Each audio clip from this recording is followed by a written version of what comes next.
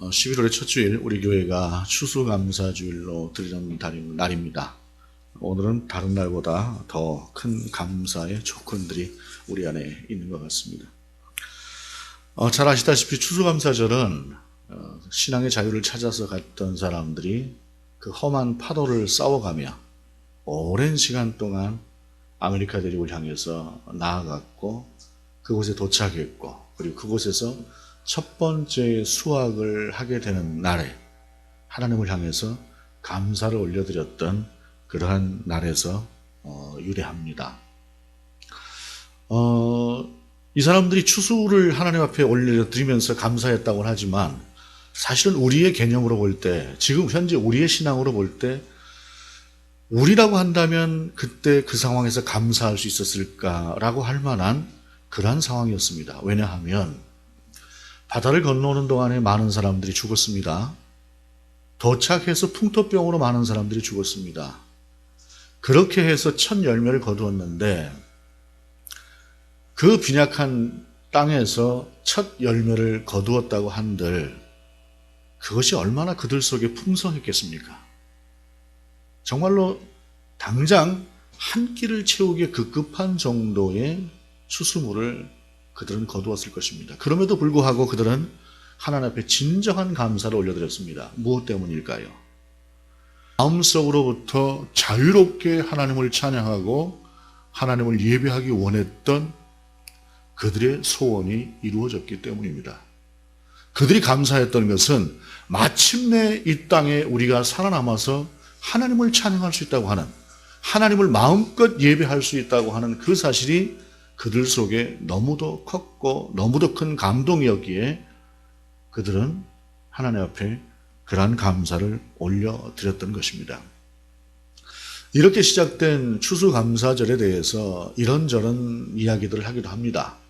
그것이 꼭 성경에 있는 어떤 절기와 연관이 있는 것이냐 라고 하는 그런 이야기들도 하는데 실질적으로 성경에 있는 절기와 분명한 연관이 있습니다. 다만 날짜가 딱 그렇게 겹치는 것은 아니죠. 성경에 보게 되면은 장막절이라고도 하고 하는, 그래 초막절이라고도 하는 그러한 절기가 있습니다. 유대인의 3대 절기 중에 하나고 유대인은 반드시 그 3대 절기 중에 한 번은 하나님 앞에 나와서 하나님 앞에 특별한 예배를 드려야 하는 그 날인데 장막절 또는 초막절이라고 하는 이 날은 유대인들이 광야에서 인도하신 하나님을 감사하며 하나님 앞에서 그 광야에서 생활했던 것처럼 장막을 치고 또는 초막을 치고 우리가 이렇게 살았을 때 그 광야에 아무것도 없었을 때에 하나님은 우리를 입히셨고 먹이셨다. 그리고 그 위험한 속에서도 우리를 구하셨고 보호하셨다. 라고 하는 사실을 감사하면서 하나님 앞에 올려드리는 것입니다. 그런데 이렇게 초막절, 장막절이라고 하는 날을 수장절이라고도 해요. 왜냐하면 그때 절기가 마침 추수가 끝난 절기입니다. 그래서 추수를 다 끝내놓고 그것을 다 저장을 해요. 그래서 추수를 한 것을 다 저장한다는 의미로 그날을 수장절이라고도 이렇게 이름하는 것입니다. 그런데 생각해 보면은 이스라엘 백성이 광야를 건너오는 그 40년 동안 하나님께서 그들을 먹이셨고 그들을 보호하셨고 그들을 책임져 주셨지만은 광야라고 하는 생활이 썩 그렇게 감사가 충만할 만한 그러한 생활은 아닐 것입니다. 가끔 우리가 텐트를 치고 밖으로 나가서 며칠씩 지낼 때에 그때는 나름대로 그 자연과 함께 동화되는 기쁨과 즐거움이 있을 수 있겠으나 그러나 1년 365일을 그것도 1년 2년도 아니고 40년이라고 하는 시간 동안을 그렇게 천막 속에서 생활을 하라고 한다면 그것이 결코 그들 속에서 기쁨과 즐거움만은 아닐 것입니다.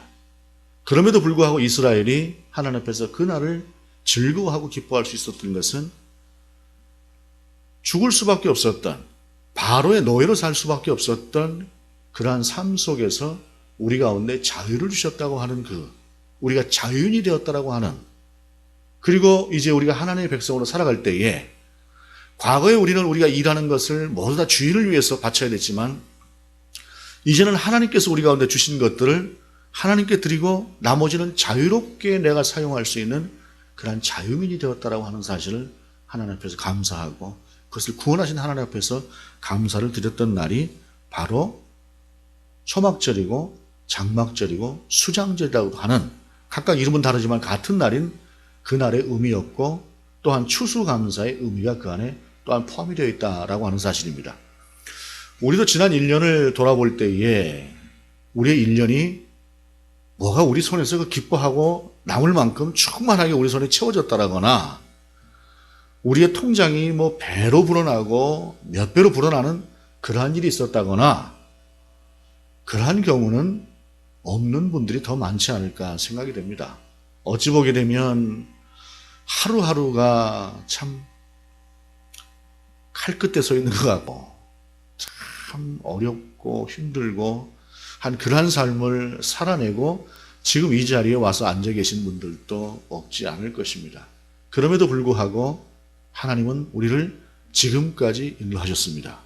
그리고 그 하나님께서는 우리의 평생을 통해서 우리를 지키시고 인도하실 것이고 하나님의 선하신 목적을 따라서 우리를 끌어가실 하나님이시기에 우리는 또한 우리의 상황과 여건과는 무관하게 여전히 우리와 함께 하시는 그 하나님을 이 시간 찬양하고 기뻐하고 우리 안에서 감사해야 할 것입니다. 특별히 오늘 본문은 바로 그러한 상황 가운데서도 결코 편안하거나 좋은 여건, 넘치는 풍성한 그런 여건이 아니었음에도 불구하고 진실로 하나님을 따라갔던 그러한 사람들에 관한 말씀이기도 합니다.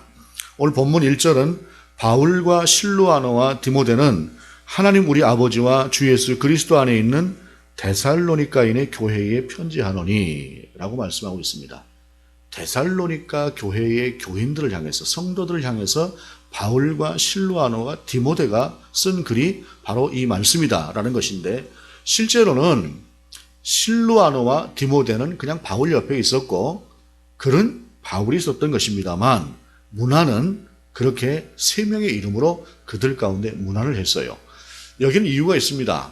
사도행전 16장을 보게 되면 빌립보 성에서 바울과 실라가 복음을 전하다가 잡히게 되죠. 옥에 갇혀서 그 많이 맞고 힘든 상황에서 우리가 잘 아는 것처럼 하나님을 향해서 그 밤에 찬양을 하지 않습니까? 바울과 실라가 밤에 찬양을 했을 때 옥문이 터지고 하나님의 역사가 크게 그 자리에서 일어납니다. 그러고 나서 바울과 실라가 이제 그곳에서 나와서 바로 어디로 가느냐면은 몇 군데를 거쳐서 데살로니가라고 하는 곳으로 가게 됩니다. 바울과 실라가 데살로니가라고 하는 곳에 가서 거기서도 여전히 복음을 전해요. 바울은 결국 위축되지 않고 자기에게 주어진 소명을 어떠한 경우에도 감당했던 사람입니다. 그렇게 데살로니가에서 복음을 전했는데 사도행전 17장을 보게 되면 어떤 구절이 나오느냐 하면은 새 안식일 동안 바울이 그곳에서 강론했다. 유대인 회당에서 강론을 했다라고 하는 말이 나와요. 새 안식일이라고 하는 것은 3주를 이야기하는 것입니다. 한 주, 두 주, 세 주. 이 세 주간 또한 거기서 복음을 전했다라고 하는 말을 전하고 있는데 바울이 3주 동안만 그곳에서 복음을 전했느냐 아니면 그 이상 전했느냐라고 하는 것에 대해서는 이런저런 말들이 있으나 최소한으로 잡게 되면 바울은 그곳에서 3주간 동안만 복음을 전했다라고 이해를 해도 크게 틀린 이해는 아닙니다. 그런데 중요한 것은 비록 3주 동안 복음을 전했던 데살로니가 교회의 교인들이고 그렇게 복음을 받았던 그들이지만 성경은 우리 가운데 분명하게 전하고 있는 것이 뭐냐면 경건한 헬라인들의 많은 무리와 그리고 귀부인들이 예수 그리스도의 복음을 받아들였다라고 이야기를 하고 있어요. 경건한 헬라인들이라고 하는 것은 어떤 사람들이냐면 어느 날 성경을 알았고 어느 날 말씀을 알았고 어느 날 하나님을 알았어요. 그런데 그들은 이방인이기 때문에 하나님의 백성의 회중에 들어가지는 못하지만 그럼에도 불구하고 그들 가운데 역사하시는 하나님의 은혜를 따라서 나도 하나님의 백성이 되고 싶다라고 하는 그러한 생각을 가지고 있었던 이방인들을 이야기합니다. 적어도 예수 그리스도가 이 땅에 오시기 전까지 복음은 하나님의 말씀은 하나님의 백성은 이스라엘에게만 국한되는 것이다라고 그렇게 착각을 하고 살았습니다. 물론 하나님은 태초부터 열방을 향해서 열어놓으셨음에도 불구하고 이스라엘이 그렇게 폐쇄적으로 자기들만의 하나님을 고집하고 있던 그러한 때였기 때문에 이방인들은 말씀을 접하고 하나님을 접하고 하나님의 은혜를 경험했다고 할지라도 성도의 회중, 하나님의 백성의 회중에 들어오지는 못하고 있었던 그러한 상태에서 바울이 그들 가운데 복음을 전했고 그들은 주 예수 그리스도의 복음을 받았다라고 하는 사실입니다. 그런데 그렇게 복음을 전했던 그 교회 가운데 그냥 그 교회가 평탄하게만 간 것이 아니라 외부적인 요인들이 참 많았어요. 이렇게 저렇게 그들의 신앙이 한 곳으로 갈 수 있도록 하는 것이 아니라 그것을 어떻게 해서든 끌어내리려고 하는 그러한 세력들이 많았다 이 말입니다. 어저께도 교회에 금요일이죠. 참 그저께 교회에 이렇게 앉아 있는데 그 유명한 어느 이단 집단에서 여자 두 분이 오셨어요. 한 분은 이제 나이가 어느 정도 드신 분이고 또 한 분은 또 젊은 분이고 한데 와가지고 목사님 드릴 말씀이 있습니다 하고 저희의 그 말씀 성회에 참석을 해주셨으면 좋겠습니다 라고 이야기를 하더라고요. 자기들이 누구라고 전혀 이야기를 하지 않는데 딱 그 얘기를 듣는 순간에 누군지 알겠다 싶어서 정중하게 거절합니다.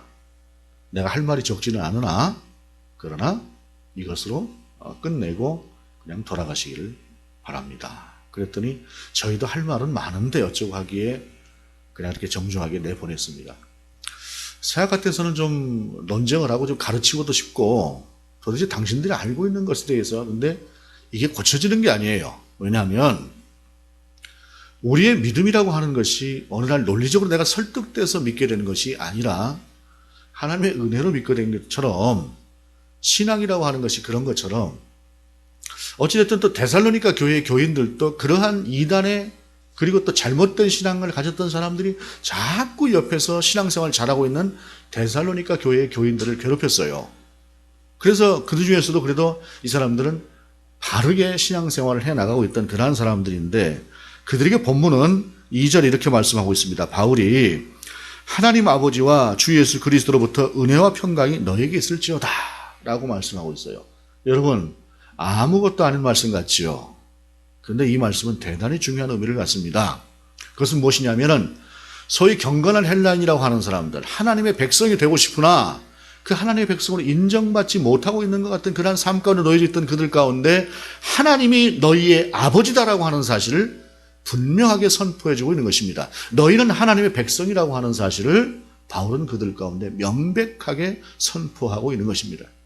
누군가에게 하나님의 백성이라고 하는 말은 아무것도 아닌 말처럼 들릴 수 있겠으나 그러나 하나님을 열망하고 하나님의 백성이 되고 싶고 하나님의 자녀가 되고 싶어 하던 그 열망을 가지고 있었던 그들에게 있어서 이 말씀은 진정한 복음이었을 것입니다. 기쁨이 넘치는 그러한 선포였을 것입니다. 그리고 거기 하나 더 주 예수 그리스도, 주 예수 그리스도부터 은혜와 평강이 너에게 있을지어다. 주 예수 그리스도는 구원의 조건이라고 한다면 하나님 아버지라고 하는 명칭은 너희는 너희가 그렇게도 소망하던 하나님의 자녀가 되었다라고 하는 것을 바울이 그들 가운데 선포해주고 있는 것이다라는 사실입니다. 여러분, 저는 이 말씀이 얼마나 그들 가운데 큰 감동이었을까라고 하는 것을 짐작케 하는 한 계기가 있습니다. 한 가지 일이 있습니다. 제가 학교를 다닐 때, 신학교를 다닐 때, 늦은 나이에 학교를 다녔음에도 불구하고 또 교수님 한 분을 제가 참 존경하는 분이 있었습니다. 그래서 그분을 참 제가 많이 따랐습니다. 많이 따랐는데 어느 날 그분이 저를 제자로 인정해 주시는 그러한 제스처를 한번 쓴 적이 있습니다. 그때 제 안에 기쁨이 참 컸습니다. 왜냐하면 배우고 가르친다고 해서 스승과 제자가 되는 것은 절대 아닙니다. 제자라고 하는 것은 특별하게 스승과의 인격적인 관계가 형성되는 것을 제자라고 이야기를 합니다. 그냥 학생과 제자는 분명하게 구분이 되는 것입니다. 그런데 그분이 1년 넘게 저를 그냥 학생으로만 대하시다가 어느 순간인가 저를 제자로 대하셨어요. 사실상 제가 목회자로서 존경했던 분은 그분이 유일하지 않는가라고 생각을 합니다. 그런 분이 저를 제자로 받아주셨을 때에 제게 참 기쁨이 컸습니다. 그런데 하물며 모든 것을 걸어놓고 나아가는 그 상황에서 그렇게 하나님을 바라보는 상황에서 하나님이 너희의 아버지다라고 하는 것을 선포하는 이 순간에 그들의 기쁨은 컸을 것이다 라고 하는 사실입니다. 그러한 그들이 바울이 이 말씀을 전하기 전에도 그들은 물론 그들이 하나님의 자녀라고 하는 사실을 알고 있었을 것입니다. 그럼에도 불구하고 바울의 선포가 한 번 더 있을 때에 그들은 그것을 다시 한번 확인할 수 있었던 것이죠. 그러면서 그들이 하나님을 아버지로 그리고 그들이 하나님의 백성으로 알고 믿고 나아가며 살아갈 때에 그들이 살았던 삶의 내용이 어떤 것인가라고 하는 것을 본문은 이렇게 전하고 있습니다. 3절 4절의 말씀입니다.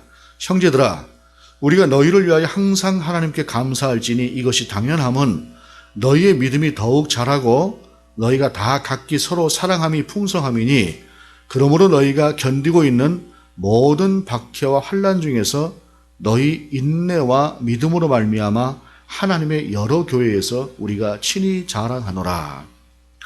믿음이 자라고 사랑함이 풍성하고 인내가 있고 이런 것들은 어찌 보게 되면 감사의 조건으로 그냥 충분할 것 같습니다. 그런데 본문이 중요하게 이야기하고 있는 것은 모든 박해와 환난 중에서라고 하는 전제를 분명히 이야기하고 있습니다. 즉 우리가 초대교회의 핍박이라고 하는 것을 이미 알고 있었던 그런 상황에서 우리 알고 있지 않습니까? 바로 그 핍박과 환난이 있는 상황 속에서도 그들은 믿음이 자라갔고 여전히 사랑하고 있었고 인내하고 있었다라고 하는 것을 본문이 우리 가운데 전하고 있다라고 하는 사실입니다. 그리고 바울은 그런 데살로니가 교회의 성도들을 향해서 감사한다라고 하는 그런 표현을 하고 있다라고 하는 사실입니다. 특별히 너희의 믿음이 더욱 자라고 라고 하는 것은 믿음이 자라는 그 조건이라고 하는 것이 우리의 믿음이 하나님 앞에서 굳건해진다라고 하는 그 조건이라고 하는 것이 외적인 어떤 충족이나 풍성함에서 기인하는 것이 아니다라고 하는 것을 우리가 알 수 있다라고 하는 사실입니다. 1997년 12월 IMF가 왔을 때입니다. 당시에 신앙적으로 흔들리고 또는 교회를 떠나고 했었던 상당수의 많은 사람들이 그 절박함 앞에서 누구도 의지할 수 없는 그 상황 앞에서 하나님께로 돌아와 하나님 앞에 부르짖고 밤새 부르짖고 그 하나님의 도우심을 힘입어서 그 위기를 넘겼던 때가 있습니다. 물론 어떤 이들은 견디지 못하고 나갔던 이들도 있습니다. 그런데 여러분, 좋은 것만 넘칠 때의 인생은 오히려 하나님이 아닌 다른 것을 기웃거리고 하나님께서 주신 그 풍족함을 가지고 오히려 다른 데에 쓰려고 하는 것이 구약 성경을 통해서 증언되는 내용입니다. 북이스라엘의 여로보암 2세 때 북이스라엘은 가장 강건했던 나라였습니다. 어쩌면 다윗의 때보다도 더 강건했던 나라가 북이스라엘의 여로보암 2세 때의 일입니다.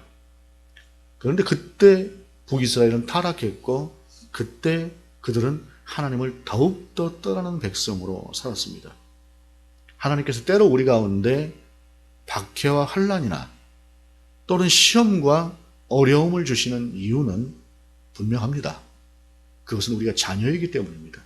자녀는 바로 세워야 하기 때문에, 그리고 그것은 보여지는 눈앞에 당장 자녀가 원하는 것을 주시는 것이 아니라 하나님께서 우리 가운데 주시고자 하는 보다 큰 것을 주시기 위해서 하나님은 우리를 그렇게 인도하시는 것이다라고 하는 사실입니다.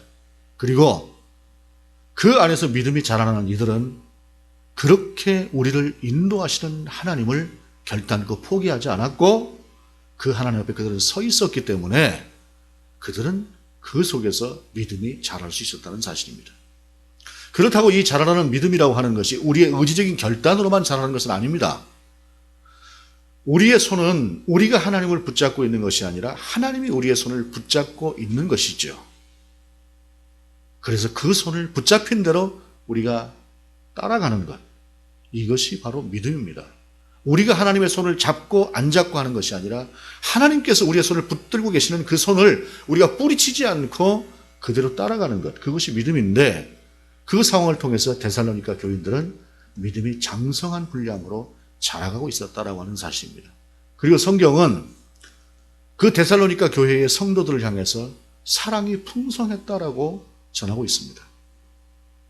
여러분, 어느 세상이나 내 마음에 맞는 사람만 살아간다라고 하는 것은, 그들과만 함께 어울려 산다라고 하는 것은 불가능한 일입니다. 그것은 가족도 마찬가지입니다. 부모 형제 간에도 그것은 불가능한 일입니다.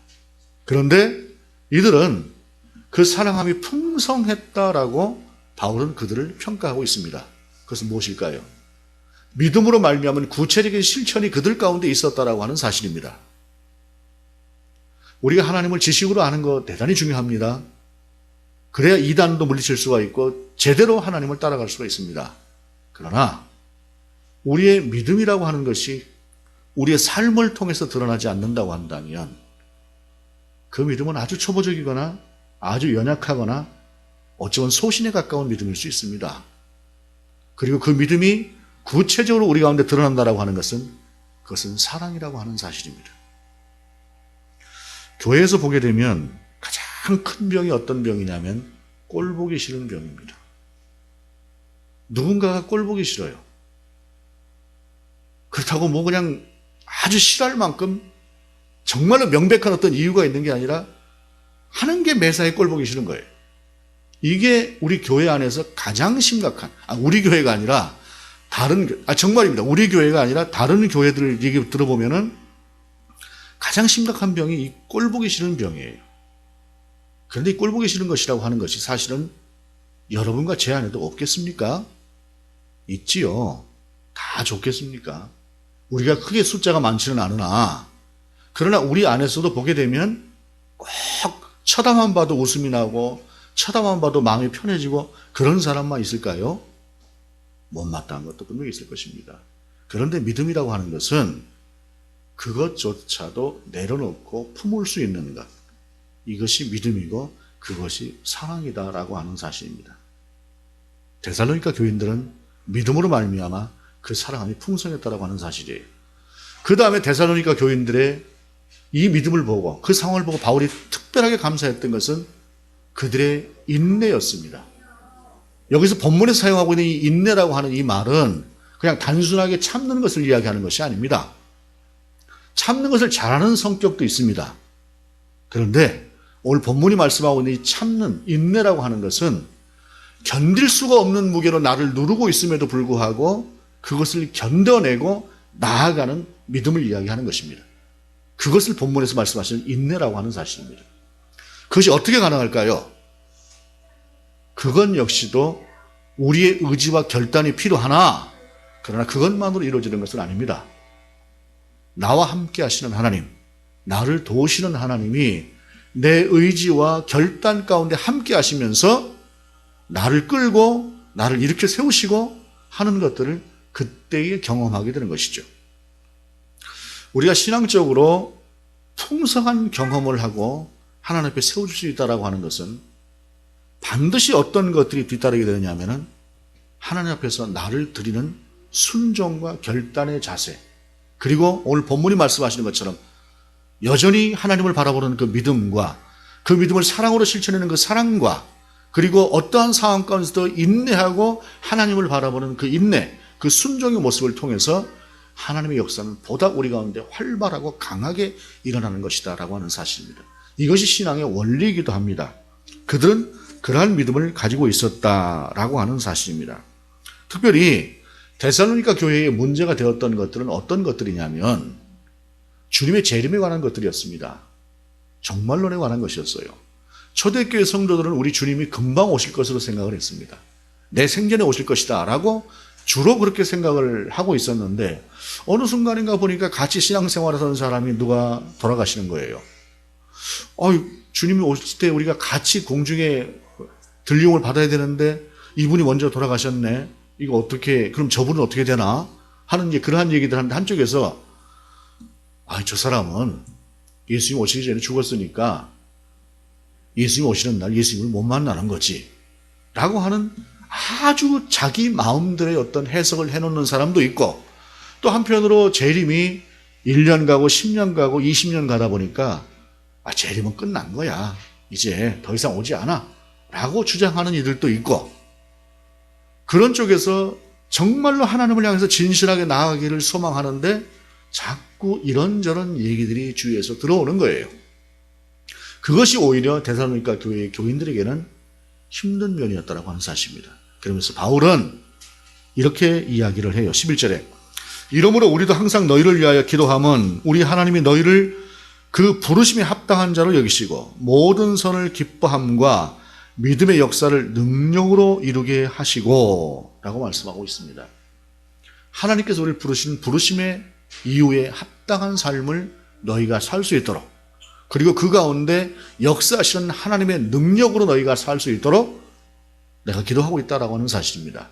이것은 우리 성도가 하나님 앞에서 구하고 우리 성도가 또한 성도들끼리 서로 구하고 기도해야 될 내용이기도 합니다. 종교라고 하는 것과 우리 신앙의 차이가 어떤 것이 있을까요? 종교는 여러분이 생각할 수 있을 것입니다. 그런데 신앙은 다른 것이에요. 그것은 뭐냐면 날마다 살아계신 하나님을 경험할 수 있는 것이 신앙입니다. 살아가는 날 동안에 힘들지 않은 날이 있겠습니까? 그때 우리가 하나님 앞에 나오는 것이죠. 그리고 그 하나님 앞에서 기도하는 것입니다. 그리고 그 하나님을 바라보고 한 걸음 한 걸음 한 걸음 더 나아가는 것이죠. 그때 우리가 경험하는 것이 무엇입니까? 하나님은 상황을 변화시키시는 것이 아니라 나를 변화시키기 원하신다고 하는 사실을 우리가 깨닫게 되는 것이에요. 때로는 이것이 힘들 때도 있습니다. 하나님 저 상황도 좀 변화시켜 주시면 좋을 텐데요 하는 마음이 있습니다. 그러나 중요한 것은 하나님이 인도하시는 것이 맞다라고 하는 결론을 우리는 최종적으로 다시 내리게 된다고 하는 사실입니다. 그러면서 비록 바뀌지 않은 상황일 수 있으나 이 상황을 통해서 인도하시는 하나님을 우리는 알게 되고 만나게 되고 그런 말미암아 능력으로 우리 가운데 함께 하시는 그 하나님을 경험하고 나아갈 수 있다라고 하는 사실입니다. 2019년 추수감사주의를 맞이하며 특별히 오늘 본문을 통해서 우리가 확인할 수 있기를 원하는 것은 감사라고 하는 것이 뭔가 채워지고 충만해지고 우리 앞에 놓여지고 라고 하는 것들로만 감사하는 것이 아니라 감사라고 하는 것은 우리와 함께 하시는 하나님을 경험하고 내가 하나님의 자녀라는 사실을 다시 한번 확인하고 그 속에서 하나님과 나와의 교제가 또한 온전히 이루어질 때에 인격적인 관계가 다시 회복되고 이루어질 때에 그때 우리는 진정한 의미의 감사라고 하는 것을 다시 한번 회복할 수 있는 것입니다. 여러분 많은 것을 가졌다고 할지라도 어쩌면 전부를 가졌다고 할지라도 그것은 결단코 감사의 온전한 조건은 아닙니다. 여러 감사의 조건 중에 하나가 될 뿐입니다. 진정한 감사는 바로 오늘 데살로니가 교회의 교인들을 향해서 바울이 감사한다고 하는 그들의 삶과 같은 그러한 것들이 감사다 이것입니다. 12절 우리 하나님과 주 예수 그리스도의 은혜대로 우리 주 예수의 이름이 너희 가운데서 영광을 받으시고 너희도 그 안에서 영광을 받게 하려 함이라. 이러한 바울의 당부가 저와 여러분 가운데도 충만하게 임할 수 있기를 원합니다. 기도하시겠습니다. 하나님 2019년 추수감사주의를 맞이하며 여전히 박해와 환난 가운데 있음에도 불구하고 하나님을 향한 믿음과 그 믿음으로 말미암은 순종의 사랑과 인내로 하나님 앞에서 살 수 있었던 데살로니가 교회의 성도들을 바라보며 우리의 신앙을 돌아보게 됩니다. 하나님, 감사가 회복되는 그리고 그 감사의 조건들이 우리 안에 넘쳐나는 이번 추수감사 주일이 되게 하옵소서. 주 예수 그리스도 이름으로 기도드립니다. 아멘.